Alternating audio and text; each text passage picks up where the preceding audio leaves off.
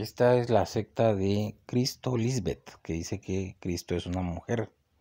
Antes era su esposo. Profeta de Dios para hablar al mundo. Cuando él habla, no habla José Luis, habla es Dios. ¿Quiénes son dioses? ¿Quiénes son ángeles? ¿Quiénes son espíritus perfectos? ¿Quiénes estamos completos? ¿Quién nos falta? ¿Estamos qué? Completos. Bendecidos.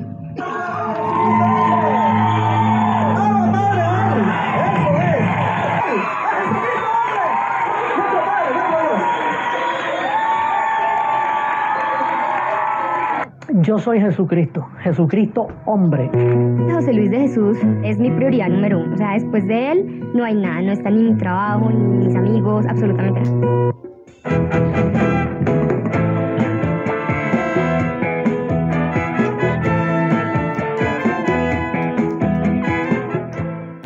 Amigos de Biblia Libre, ¿cómo están? Mi nombre es Edgar Escobar. Bienvenidos a nuestro cuarto capítulo sobre sectas y cultos destructivos.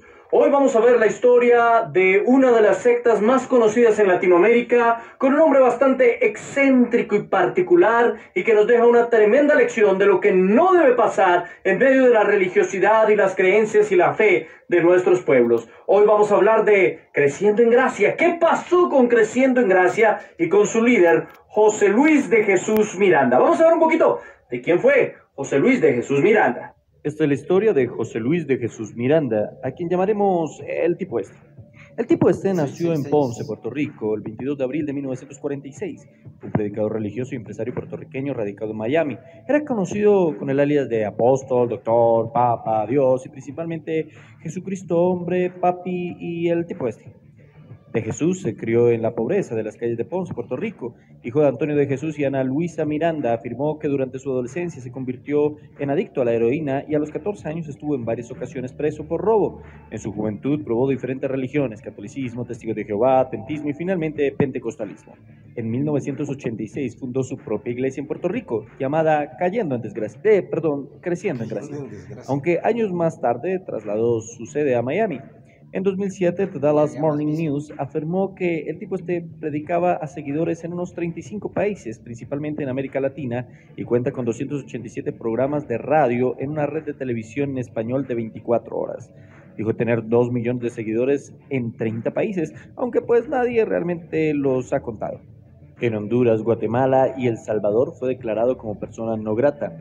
En Madrid convocó una protesta contra la religión católica, aunque únicamente logró reunir a unas 25 personas, de esos que no tienen nada que hacer. El tipo esto afirma ser tanto Jesucristo resucitado como el anticristo. Eso es como decir que era flaco y gordo a la vez y exhibía un tatuaje con el número 666 en su antebrazo. Se refería a sí mismo como Jesucristo hombre. A principios de 2007 afirmó que la gente ya no debía seguir las enseñanzas judías de Jesús de Nazaret, sino más bien seguir las enseñanzas del apóstol Pablo, supuestamente manifestadas a través de, adivinen quién, sí, de él mismo. Los seguidores mostraron su apoyo al obtener tatuajes en sus cuerpos con el símbolo 666. El 666, dijo de Jesús, no es un signo del diablo, puesto que predicó que el diablo fue destruido completamente, sino que es el número del anticristo. También se tatuaron las letras SSS, que representan el lema de su secta: salvo, siempre salvo. O posiblemente saqueando seguidores sonsos, no lo sé. Quienes creen en Miranda celebran la Navidad el 22 de abril, ya que es el día de nacimiento de Jesús, por lo que dicen que es la verdadera fecha de la Navidad. José Luis de Jesús Miranda realizó el conteo regresivo donde al final ocurriría la transformación que al mismo tiempo profetizó, momento en el cual se incendiaría el Vaticano. Esto sería el 30 de junio del 2012, pero misteriosamente no ocurrió nada. José Luis de Jesús Miranda murió el domingo 16 de noviembre de 2013 a los 65 años de edad en la ciudad de Miami, Estados Unidos, después de sufrir un derrame cerebral. Él padecía de cirrosis hepática y su estado de salud era bastante delicado. Unos meses después del fallecimiento del líder de la organización, esta quedó en manos de 3 personas: Lisbeth García, quien fuera la última esposa de José Luis de Jesús Miranda, Martín Guío, obispo de Creciendo en Gracia en Colombia, y Andrés Cudris. Ellos se autodenominaron como los ángeles que guiarían a la congregación en esta nueva etapa. Pero el primero en renunciar fue Guío. quien en su momento manifestó que no podía engañar a la amada Iglesia, pues lo que estaba recibiendo doctrinalmente por parte de García no era lo que Papi quiso transmitir. Esta primera disidencia siguió trabajando bajo el nombre de Telegracia y reuniendo a una población diezmada de creyentes quienes siguen viendo las predicaciones del difunto José Luis. Paralelamente, García expulsó por algunas diferencias en doctrina y desacuerdos administrativos de sus filas a Ángel Cudris, quien intentó continuar con un movimiento en honor al desaparecido anticristo, el cual llamó la Amada de Jesucristo, pero que no pudo sostenerse en el tiempo gracias al también fallecimiento de este obispo. Una tercera división se presentó en Guatemala, la cual actualmente funciona bajo el nombre de La Ciencia de JH, dirigida por Emilio Gramajo. Con estas bajas, el camino quedó libre para que García continuara con el legado de su difunto esposo.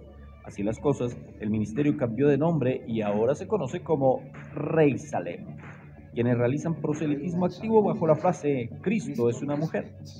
Este nuevo aire ha permitido que se reevalúen las enseñanzas de la organización y se den explicaciones sobre lo que pasó y por qué ocurrió. Según ellos, José Luis de Jesús Miranda sí era inmortal, pero hubo un momento en el que le fue revelado que él solo era un profeta y que verdaderamente Cristo era su esposa, Lisbeth. Pero obviamente entró en iniquidad y no quiso reconocerlo ni predicarlo.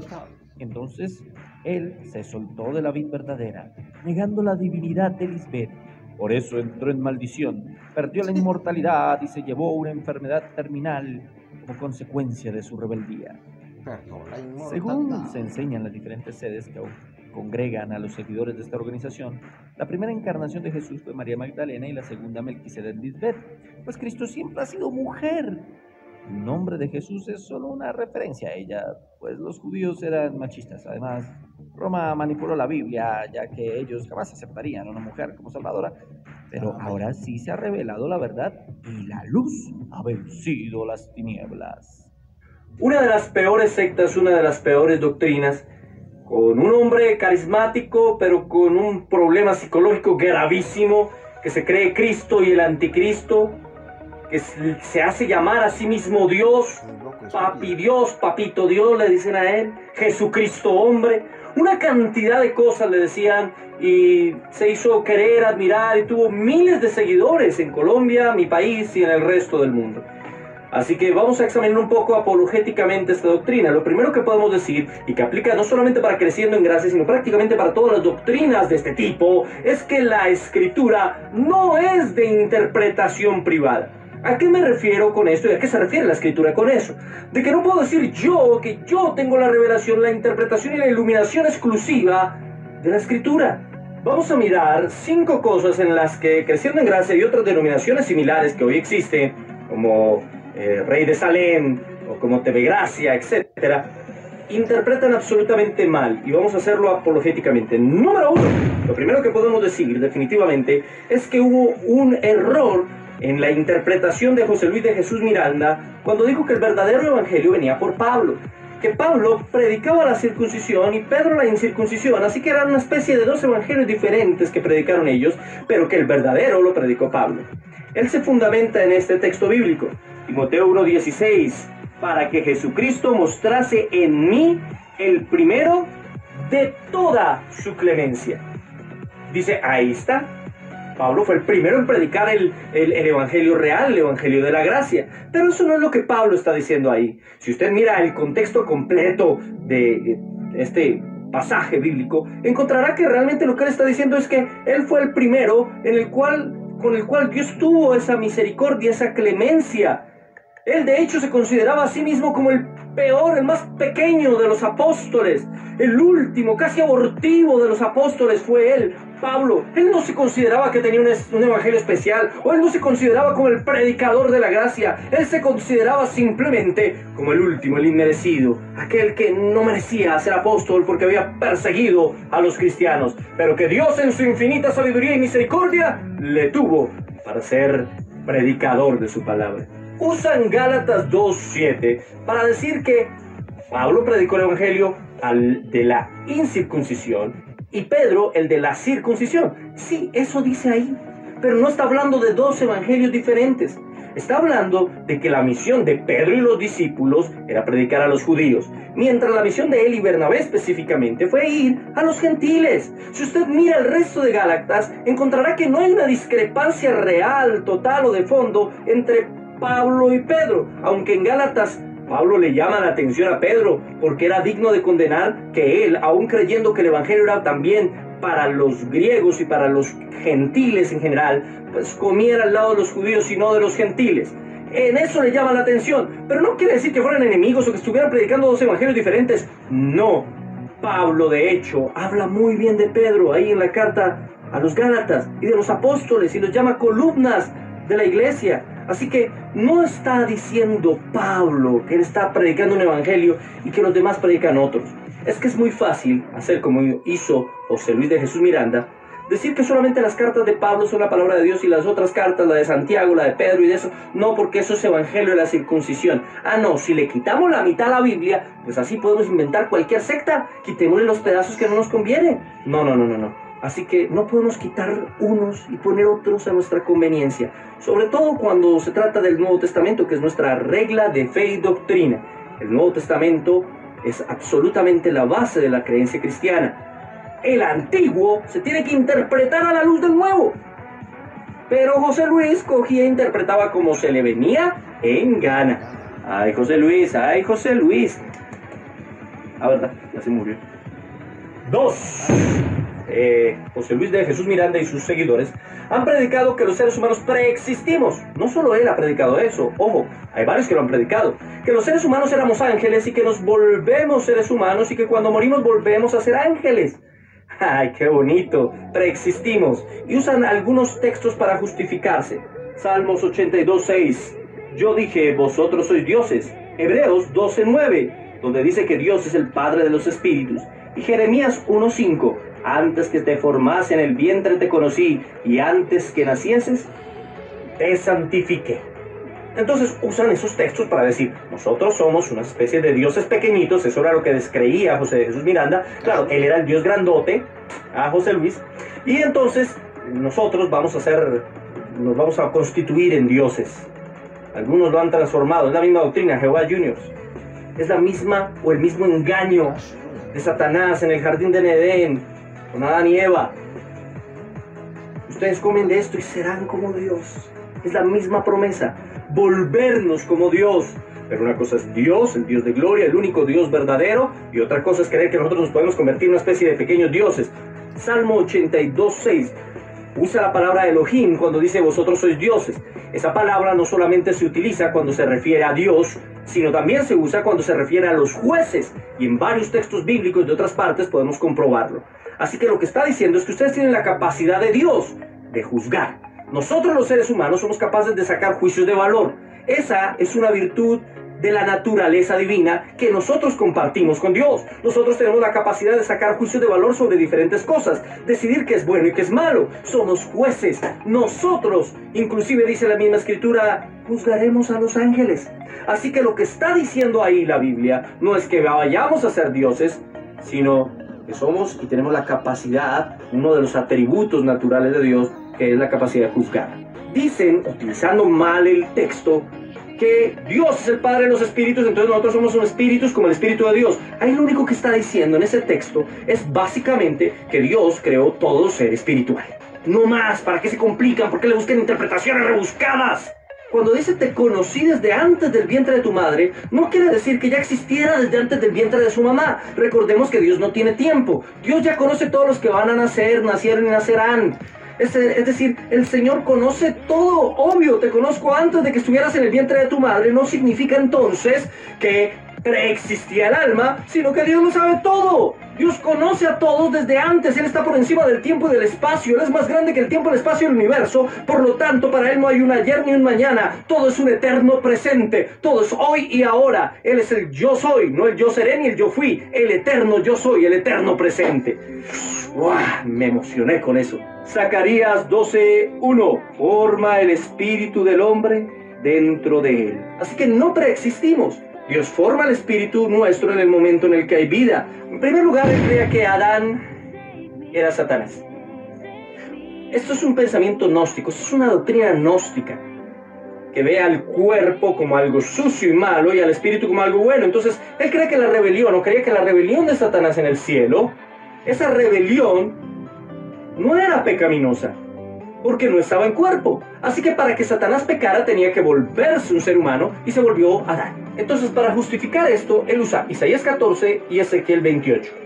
Ambas historias parecen referirse a Satanás y obviamente hacen mención a un varón, le llaman como si fuese un ser humano, le hacen una descripción absolutamente antropomórfica y humana. Entonces dice, ven, ¿se dan cuenta? El que se volvió fue Satanás, se volvió un ser humano, se volvió Adán y contaminó a la raza humana, y de ahí vienen los hijos de Caín, que son todos pecadores, se van a ir para el infierno, todos se van a condenar, etc. No hay nada que hacer. Adán no puede ser Satanás. Primero porque Adán fue hecho por la misma mano de Dios. Adán fue hecho a la imagen y semejanza de Dios. Además, Adán tuvo vida cuando Dios le sopló aliento de vida, dice el libro de Génesis. Entonces, ¿qué le sopló Dios? ¿A Satanás? ¿Para que viviera? No, no tiene ni sentido, no lo dice la Biblia en ningún lado, dice nada de eso.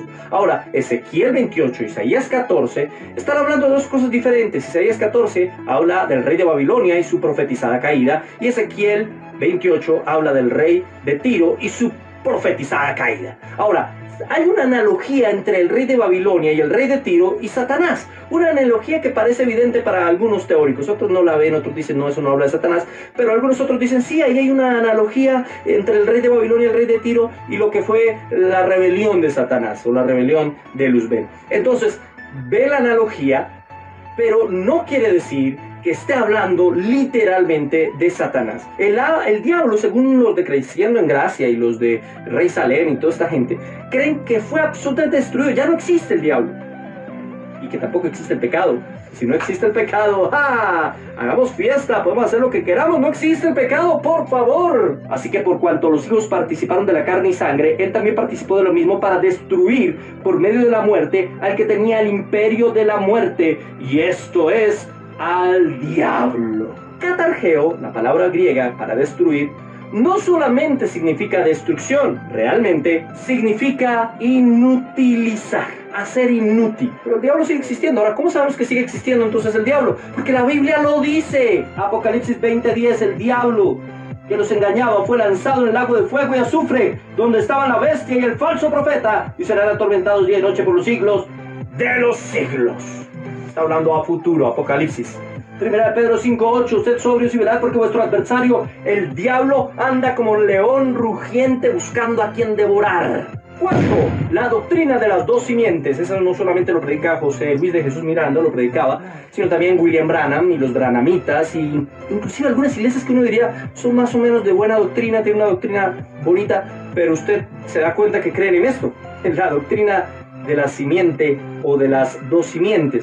Creen que de Caín sale una simiente pecadora de personas condenadas y que de Set, el otro hijo de Eva, nace una raza de santos que están predestinados para la salvación. Algunos me han dicho, es que es su punto de vista. No, este no es mi punto de vista. Y aclaro eso. Es lo que la mayoría de las tradiciones protestantes ortodoxas de las iglesias han reconocido y han creído, y desde el siglo III se ha considerado como una herejía. No venimos de dos simientes, no hay doctrina de las dos simientes. Cada uno de esos versículos usted los puede coger por aparte y armar la doctrina y decir, sí, aquí me habla de eso, aquí me habla de eso, pero es más bien una mala interpretación de la doctrina de la predestinación.